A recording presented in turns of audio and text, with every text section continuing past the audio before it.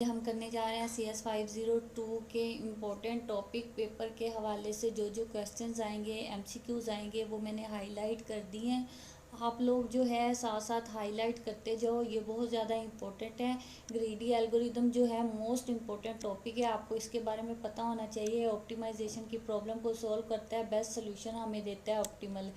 Phase इसके पता होना चाहिए। उसके बाद ग्रीडी हॉर्स्टिक के बारे में आपको पता होना चाहिए। काउंटिंग मनी में जो USA डॉलर्स हैं इनको बिल बोला जाता है, और 10 सेनेट को, 1 सेनेट को और 25 सेनेट को क्या बोला जाता है ये भी आपको पता होना चाहिए। उसके बाद हमने करना है इसमें कि greedy approach give us optimal solution. अगर ये हमें ऑप्टिमल सोल्यूशन देता है अगर क्वींस जो होते हैं उनकी पावर फिक्स डोमिनेशन हो तो फिर उसके बाद हमने करना है complexity of queens change algorithm. आपको पता होना चाहिए कि greedy algorithm non optimal takes order के टाइम लेता है, और डायनामिक जो है वो नॉन ऑप्टिमल में ऑर्डर के एन टाइम लेता है। इन दोनों का पता होना चाहिए। Greedy algorithm Huffman encoding, Huffman encoding भी मोस्ट इम्पोर्टेंट है। जो इसमें आस्की कोड को इस्तेमाल करते हैं, ये 8 बिट कोड होता है, फिक्स कोड होता है, चेंज नहीं होता है। इसके बाद 8n एक फार्मूला है जिसमें n जितनी बिट हमें दी जाए अल्फ़ाबेट, यानी कि ये स्ट्रिंग दिए गए हैं, तो इन सब को काउंट कर लें तो n की जगह हम वो पुट करेंगे और 8 से मल्टीप्लाई करेंगे तो हमारे पास 80 बिट आएंगी। ये मुख्तलिफ भी हो सकती हैं, ज़रूरी नहीं कि हमें इतनी ही दी जाएँ, इससे कम दी जा सकती हैं, इससे ज़्यादा दी जा सकती हैं। तो आपको पता होना चाहिए कि सब तमाम को काउंट करें, n में उसको पुट करें और 8 के साथ मल्टीप्लाई करके जो हमारे पास जवाब आएगा वो हमारी बिट होंगी टोटल। उसके बाद हमने हाफ मैन कोडिंग में जो ट्रीज़ आते हैं वो हमने देखने हैं। फिर मिन हीप जो है मेंटेन करती है फ्रिक्वेंसीज़ को, ये पता होना चाहिए आपको। ये ट्री दिया गया हाफ मैन कोड में, अगर आपको ऐसे ट्री दे दिए जाएं या इससे थोड़े से चेंज होंगे तो उनके लेफ़्ट साइड पे अगर ये 0 1 ना लिखे हों तो आपने ये लिख लेने हैं। लेफ़्ट साइड पे 0 आएगा चाइल्ड के, और राइट साइड जितने भी चाइल्ड होंगे पेरेंट नोड के वो 1 होंगे। हमने क्या करना है, तमाम को देखना है। ये वाला पेरेंट नोड लेंगे, इसके लेफ़्ट में 0, राइट में 1, फिर ये पेरेंट नोड, इसके लेफ़्ट में 0 1।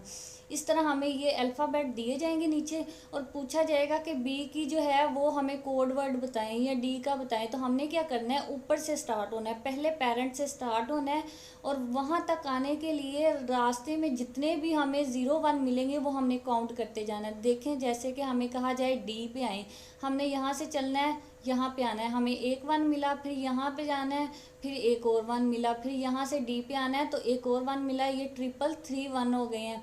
तो इस तरह हमें जितने भी वो दे दिए जाएँ और पूछा जाए बी सी या ए की फ्रिक्वेंसी बताएं, तो हमने क्या करना है, एक एक की फ्रिक्वेंसी निकालनी है कि मुझे सी तक आने के लिए पहले यहाँ तक आना पड़ा तो 1 मिला, और यहाँ से मुझे सी तक आना पड़ा तो 0 मिला। तो इस तरह मैंने जो है फ्रिक्वेंसी नीचे लिख ली। बहुत से क्वेश्चन इसके रिलेटेड आते हैं, तो आपको ये चीज़ें अच्छे से करनी है।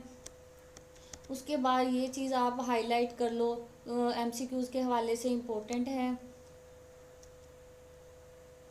उसके बाद हाफ मैन ग्रीडी एल्गोरिदम में हमें जो है ऑप्टिमल सोल्यूशन मिलता है, ये आपको पता होना चाहिए। प्रीफिक्स कोड जनरेट करता है, ये भी पता हो। और फुल बाइनरी ट्री होता है हाफ मैन, ये पता होना चाहिए। उसके बाद अगर हमें एक ट्री दे दिया जाए हाफ मैन कोडिंग में ऐसा, और कहा जाए कि स्मॉलेस्ट फ्रिक्वेंसी वालों को नीचे लेके जाएं, सिबलिंग्स बनाएं, तो आप लोगों को पता होना चाहिए जो लेफ़्ट में होंगे मुझे वो स्मॉलेस्ट फ्रिक्वेंसी वाला लेफ़्ट वाले साइड से चेंज करना पड़ेगा। अगर एक राइट साइड पे है स्मॉलेस्ट फ्रिक्वेंसी वाला तो मुझे उसको राइट साइड वाले चाइल्ड से चेंज करना है। तो इस तरह जो एक नया ट्री बनेगा, टी प्राइम, वो हमारा जो होगा वो कम फ्रिक्वेंसी लेगा, उसके बाद जो है स्पेस भी कम लेगा, और उससे जो है जल्दी काम भी करेगा उस पर। इसलिए हम ये चेंज करते हैं ताकि जो है जगह भी कम ले और जल्दी से हमारा काम भी हो जाए। तो ये ट्री प्राइम बना दिया उन्होंने। उसके बाद हमने क्या करना है, half man algorithm produce optimal prefix code tree, ये पता होना चाहिए। ये आप लोग हाईलाइट कर लें कि F1 जो होती है वो हमारी फिनिश टाइम होता है, SI जो होता है ये हमारा स्टार्टिंग टाइम होता है, S-F जो करते हैं हम, उससे हम क्या करते हैं कि एक्टिविटी सिलेक्शन करते हैं। आगे दिया है ये देखें F-S, तो हमने क्या किया, इसको रीशेड्यूल कर लिया इस तरह तमाम लेक्चर्स को।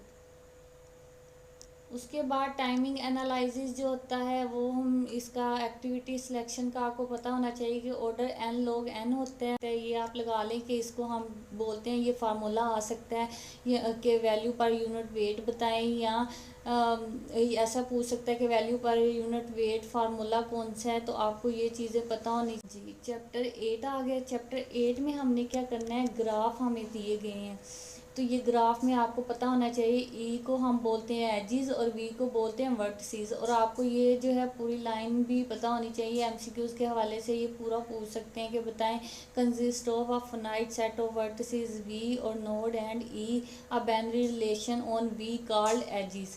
ये आपको पता होना चाहिए कि वी के साथ ई का जो रिलेशन होता है वो कॉल्ड एजिज कहलाता है। उसके बाद हमने करना है इसमें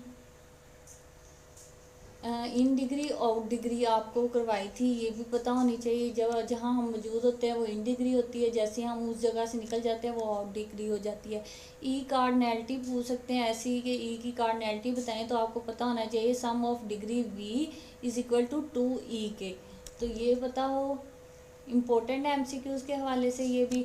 उसके बाद साइक्लिक ग्राफ पता होना चाहिए, यानी कि एक नोड पे हमें एक ही दफ़ा विज़िट करें वो हमारा साइक्लिक ग्राफ होता है, अगर हम बार बार एक ही नोड को विज़िट करें तो वो हमारा साइकिल बन जाता है। डायरेक्ट साइक्लिक ग्राफ का याद रखना है कि एक नोड को हम एक ही टाइम विज़िट करेंगे, 2-3 दफ़ा विज़िट नहीं कर सकते, वो हमारा साइक्लिक ग्राफ नहीं होगा, वो साइकिल होगा।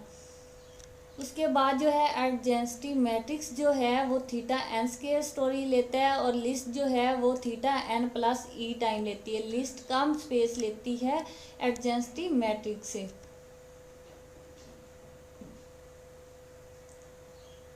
उसके बाद ब्रेथ फर्स्ट ट्री के बारे में आप कर लीजिएगा, यह आ सकता है, इसमें कुछ भी पूछ सकते हैं, इम्पोर्टेंट है ये भी।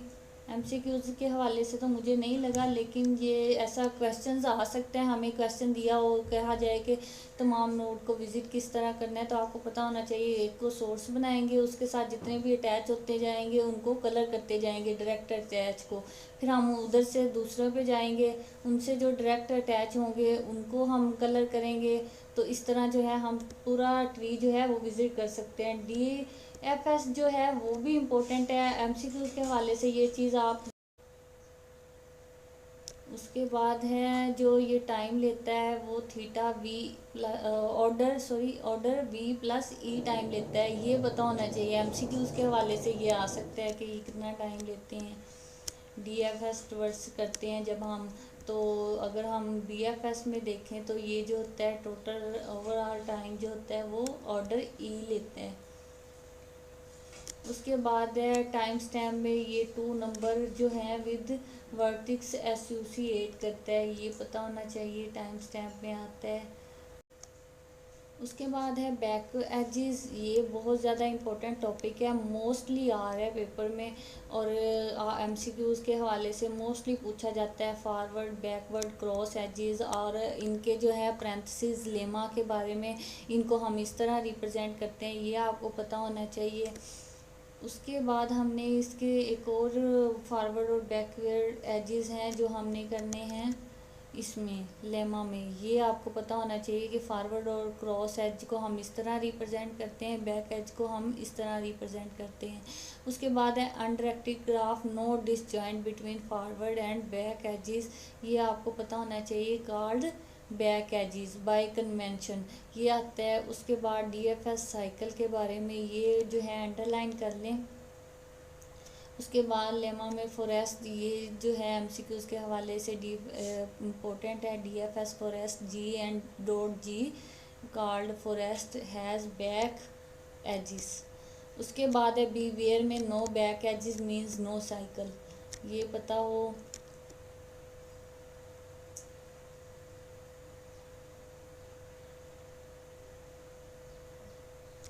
टोपोलॉजी सॉर्ट में आपको जो है ये पता होना चाहिए कि डैग जो है वो लीनियर टाइम लेता है, लीनियर ऑर्डरिंग लेता है, तो ये मोस्ट इम्पोर्टेंट है ये भी।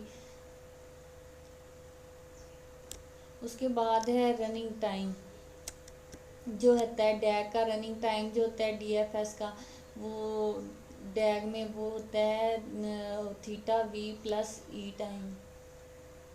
उसके बाद स्ट्रॉन्ग कंपोनेंट में आपको ये चीज़ें तमाम करनी है, ये बहुत इम्पोर्टेंट है और बार बार एमसीक्यूज में ये आ रही हैं, तो आपको पता हो ये भी। उसके बाद है इक्विवेलेंस रिलेशन पार्टीशन, ये पता होना चाहिए कि वर्टिसेस इनटू इक्विवेलेंस क्लासेस, ये आ जाता है कि बताएं कि पूरी लाइन में बताएं इनटू डैश क्लासेस, तो आपको पता होना चाहिए इक्विवेलेंस क्लासेस पूरा ही आना चाहिए आपको ये लाइनें, ताकि एमसीक्यूज में कुछ भी पूछ सकते हैं वो बताएं।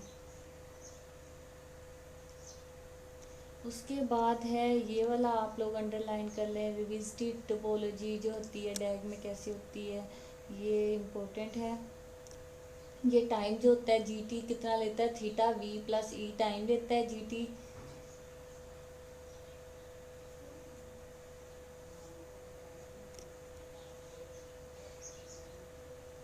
जो होते हैं ये डी ग्राफ जो होते हैं, ये इम्पोर्टेंट टॉपिक है, काफ़ी आ जाता है एमसीक्यूज में भी आता है, और उसके बाद जो है पेपर के हवाले से भी आता है। मिनिमम स्पैनिंग ट्री है इसमें, ये जो है मिनिमम स्पैनिंग ट्री की डेफिनेशन आपको पता हो, ये भी इम्पोर्टेंट है।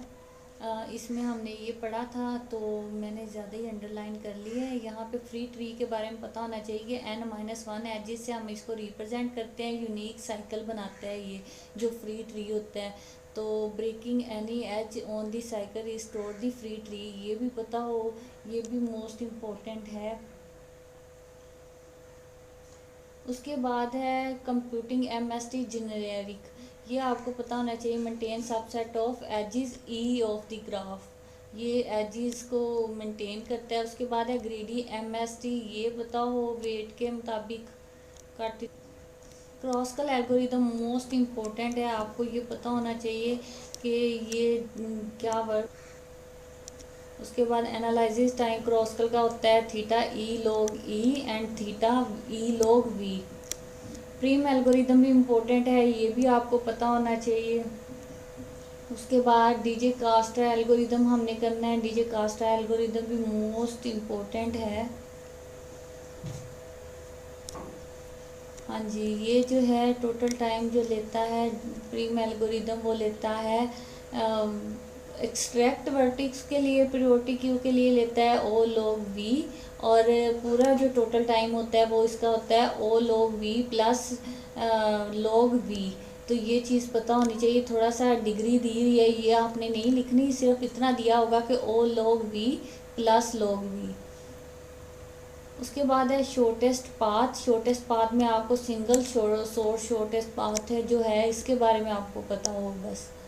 डीजे कास्टर एल्गोरिदम आ गया, ये भी इम्पोर्टेंट है, आपको ये करना है, एमसीक्यूज के हवाले से भी और पेपर के हवाले से भी क्वेश्चंस आते हैं इससे। जितने भी एल्गोरिदम है ना, इनसे क्वेश्चन जो हैं वो आते हैं। बेलमैन एल्गोरिदम हो गया, उसके बाद फ्लोइड वार्शल एल्गोरिदम हो गया, हैमिल्टनियन साइकिल जो हैं ये आपको पता होना चाहिए इस चैप्टर में। ये बेलमैन के हवाले से आप लोग ये अंडरलाइन कर लें।